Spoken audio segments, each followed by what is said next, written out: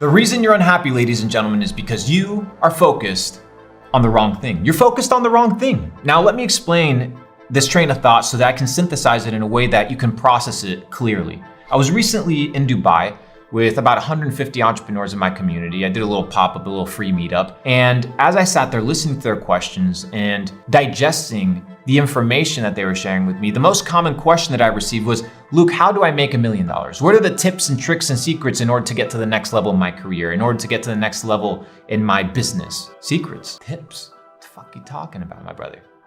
Tips, secrets to success? You're focused on the wrong thing. You're focused on the $1 million. No wonder you're unhappy. You're focused on that which you cannot control. No wonder you can't achieve anything. You're focused on the wrong thing. Now, there's a verse in the Bible that says, do not be fooled. God cannot be mocked. As a man sows, so shall he also reap. Now, what does this mean? This means that for everything that you input, you will output in equal proportion.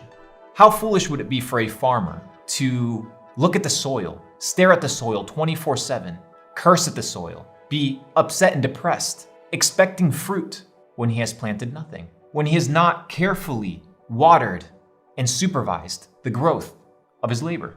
It is stupid. Yet we do the exact same thing in our own lives. We expect a result without putting anything in. We expect an output that we cannot control, yet that which we can control, which is the input, we do not focus on. My friend, if you want to get to the next level in your career, let me tell you one thing. You must not be focused on the next level of your career. You must be focused on the input, that which you can control. So let me ask you, what can you control today? Well, you can control when you show up. You can control how much you work. You can control the quality of your labor. You can control the quality of your relationships. You can control what you input into your ears, what you input into your mind. But nobody wants to focus on that because it's too laborious. It requires too much patience. My friend, patience is bitter, but its fruit is sweet. So the reason you are unhappy is because you want something that you have not worked for. You want something that you have not earned.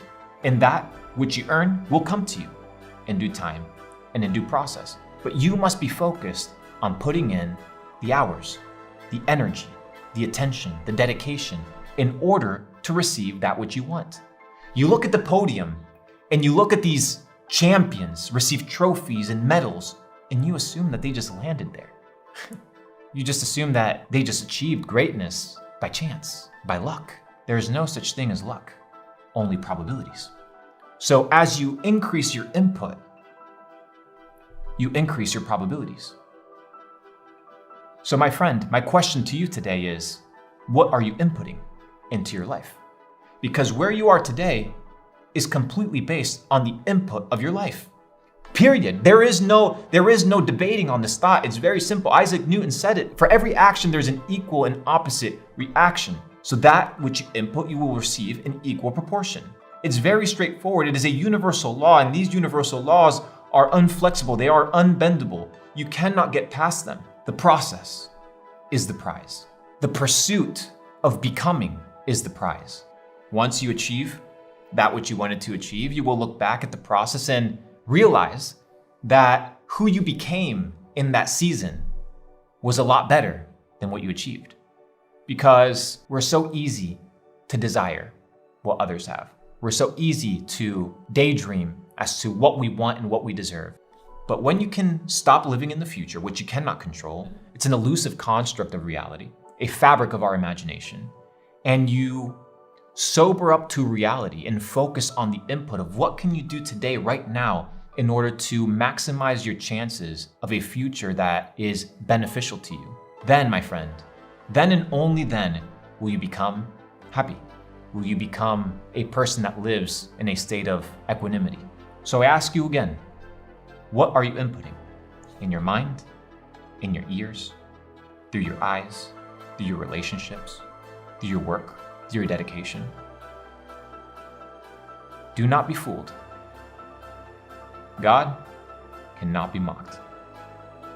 That which a man sows, so shall he also reap. Walk with power, walk with truth. That's my data set for you guys. Peace.